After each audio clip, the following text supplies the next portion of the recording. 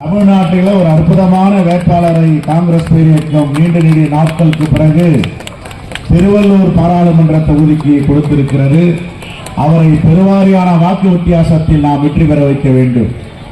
அண்ணன் ஜெயக்குமார் அவர்களுக்கு நீங்கள் மிகப்பெரிய வெற்றியை தந்தீர்கள், 3,50,000 வாக்குகள். ஆனால் இவர் 7 லட்சம் வாக்குகளில் வெற்றி பெறுவதற்கு நாம் அனைத்து முனைப்புகளும் எடுக்க வேண்டும். ஏனென்றால் எதிரில் உள்ள கட்சிகள் எல்லாம் துரோகம் செய்துவிட்டு தமிழ்நாட்டையும் தமிழ்நாட்டு மக்களையும் வஞ்சித்திருக்கின்ற கட்சிகள்.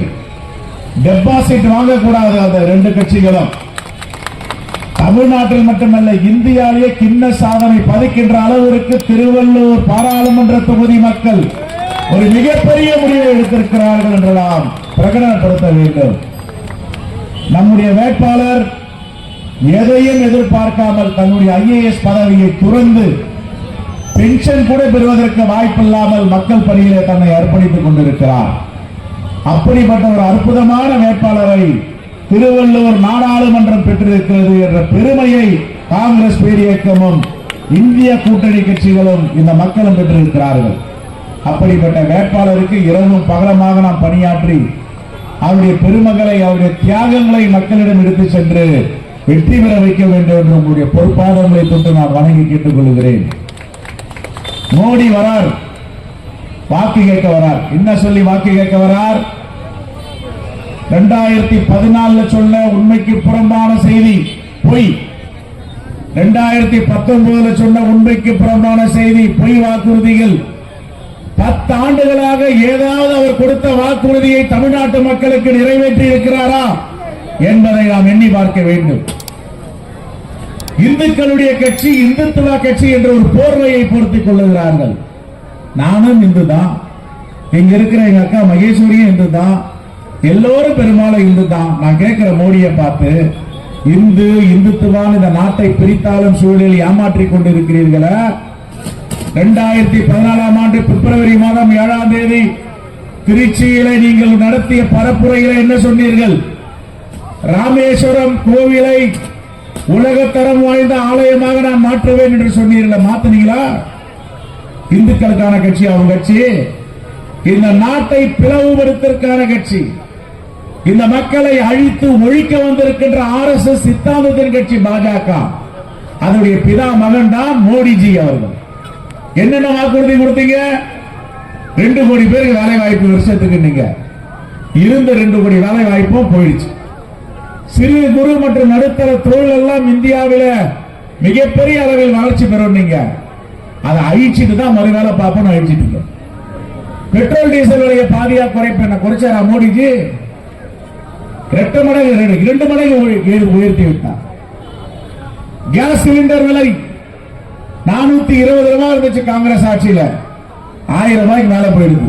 தேர்தலுக்காக இப்ப 100 ரூபாய் குறைச்சு 900 நிறுத்தி இருக்கார். இந்திய பொருளாதாரத்தை வல்லரசு நாடுகளுக்கு இணையாக அமெரிக்காவுக்கு நிகராக நான் மாற்றி காட்டுவேன். அண்ணன் கோவிந்தராஜ் பேசும்போது சொன்னார், எல்லோரும் நம்பி வாக்களிச்சாங்க. 5 லட்சம் ரூபாய் கொடுக்க போறான் மோடி, 10 லட்சம் ரூபாய் கொடுக்க போறாரு. பாவம் அவரு. ஊழல் பணம், கொள்ளையடித்த பணம், கருப்பு பணம், தீவிரவாதிகள் பணம் எல்லாமே சுவிஸ் வங்கியில் உலக நாடுகள் இருக்கு, எடுத்து கொடுக்க போறாருன்னு நம்பி ஓட்டு போட்டாங்க. கடைசியில் என்ன சொன்னாரு? ஜும்லானார். தமாஷு சொன்னா அதெல்லாம் இந்த மக்கள் நம்பிட்டாங்களே. பணமதிப்பிழப்பு உச்ச நீதிமன்றத்தில் இன்று நாகரத்னா என்ற உச்ச நீதிமன்ற நீதிபதி இன்னைக்கு ஒரு கருத்து சொல்லி இருக்கிறாங்க. நீதி அரசர் இந்த கருப்பு பண நடவடிக்கை எதுக்காக கொண்டு வந்தாங்க? பண மதிப்பிழப்பு, டிமானிசேஷன். 98% வங்கிக்கு திரும்பி வந்துருச்சு. 500 ரூபாய் நோட்டையும் 1000 ரூபாய் நோட்டையும் ஒதுக்கிற கருப்பு பணத்தையும் அவர் வெள்ளையாகிட்டார். ஆனா நம்முடைய மக்கள் எல்லாம் வங்கி முன்னாடி அல்லல் பட்டு, வேதனைப்பட்டு, துன்பமடைந்து, துயரமடைந்து இறந்தவர்கள் 100க்கு மேற்பட்டவர். நம்முடைய மேலாள் பாராளுமன்ற உறுப்பினரும் பிரதமருமான டாக்டர் மன்மோகன் சிங் சொன்னார், இது மிகப்பெரிய திருட்டு கொள்ளை மோடி செய்தது என்று. வரலாறு காணாத மழை, காற்றாற்று வெள்ளம் டிசம்பர்ல வந்துச்சு. மோடி வந்தாரா பார்க்கறதுக்கு நம்ம மக்கள் எல்லாம்?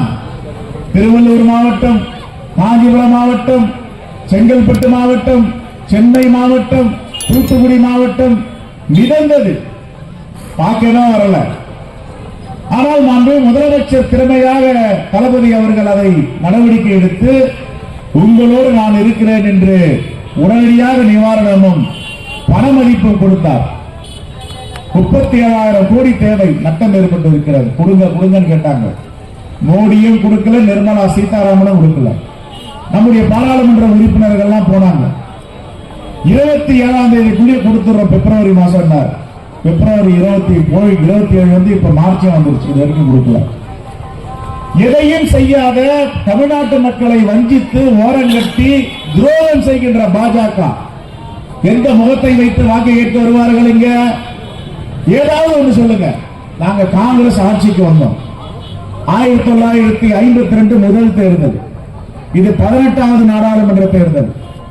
நாங்க வந்து ஆட்சியில வந்து சுதந்திரம் பெற்றவுடன் ஜவஹர்லால் நேரு பிரதமரான போது ஒரு குண்டூசி தயாரிப்பதற்கு கூட இந்த நாட்டில வலிமை இல்லாமல் இருந்தது. ஆனால் பெரிய பெரிய பொது நிறுவனங்கள், மருத்துவமனைகள், கல்வி கட்டமைப்புகள் எல்லோரையும் செப்பனிட்டு வடிவமைத்தவர் ஜவஹர்லால் நேரு காங்கிரஸ் பேரியக்கம். நம்ம கிராமத்தில் கும்மிடி பூண்டி பக்கம் போனீங்கன்னா சொல்லுவாங்க, என்னப்பா இப்படி அழிச்சிட்டு இருக்கான் சொத்துன்றதுக்கு ஒரு வார்த்தை சொல்லுவாங்க, நல்லவாயன் சம்பாதித்தால் மாறவாயன் அடிக்கிறாங்க.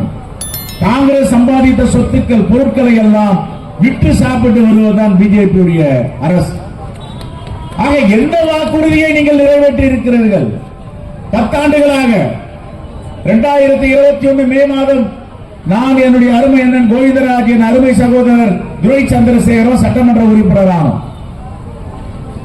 முத்தமிழறிஞர் கலைஞருடைய புதல்வர் தளபதி அவர்கள் முதலமைச்சர் ஆனார். தேர்தல் வாக்குறுதி என்னென்ன கொடுத்தாரு? 1000 ரூபாய் கொடுப்பேன், அது இலவசம் கிடையாது, மகளிர் உரிமை தொகையினர் கொடுத்தாரா இல்லையா? கொடுத்தார். பேருந்தில் மகளிருக்கு உரிமை பயணம், நம்முடைய அருமை தாய்மார்கள் எல்லாம் டவுன் பஸ்ல ஃப்ரீயா போனாங்க, கையெழுத்து போட்டாரா இல்லையா?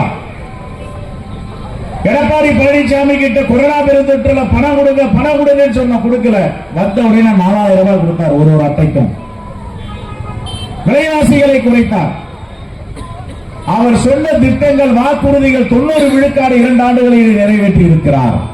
மோடி அவர்களே, உங்களுடைய ஆட்சியில் நீங்கள் என்ன செய்திருக்கிறீர்கள்? வாக்குறுதியை நிறைவேற்றி இருக்கிறீர்களா? ஒன்றை சொல்லுங்கள், ஒரே ஒரு வாக்குறுதி. தமிழ்நாட்டுக்கு வந்து இந்த வாக்குறுதியெல்லாம் கொடுத்தே நான் நிறைவேற்றி இருக்கிறேன். நானும் அண்ணாமலையை சவாலுக்கு கூப்பிடுகிறேன், வாங்க உட்காருங்க. 10 ஆண்டுகளாக தமிழ்நாட்டை எப்படி வஞ்சித்திருக்கிறீர்கள்? தமிழ்நாட்டு மக்களுக்கு துரோகம் செய்திருக்கிறீர்கள். பேசுவோம், வாதாடுவோம், வாருங்கள் என்று சொல்லுகிறோம். வரமாட்டேங்கிறார். சரி, நீங்க என்னதான் செஞ்சீங்க சொல்லுங்க. தமிழ்நாட்டை வஞ்சித்திருக்கிறீர்கள். 7 எய்ம்ஸ் மருத்துவமனை எல்லா இடத்துக்கும் திறந்துட்டீங்க. குஜராத் எல்லாம் போயிட்டு தமிழ்நாட்டில் ஏன் வரல? அந்த மருத்துவமனைகள் 7-6 மருத்துவமனைகளும் இந்திய மக்களின் வரி பணத்தில். மதுரைக்கு நம்ம ஊருக்கு மட்டும் ஜைகா ஜப்பான் நிதி நிறுவனத்திலிருந்து கடன் பெற போறாராம். இன்னும் ஒரு செங்கல் கூட எடுத்து வைக்கல. அதைத்தான் நம்முடைய மாண்புமிகு இளைஞர் நலத்துறை அமைச்சர் உதயநிதி ஸ்டாலின் அவர்கள் ஒரு செங்கல் எடுத்து காட்டுறார். பாரி, அந்த செங்கல்ல ஒரு செங்கல் கூட வைக்கல நீ மதுரையில். ஏமாற்றுக்காரர்கள் பிஜேபி.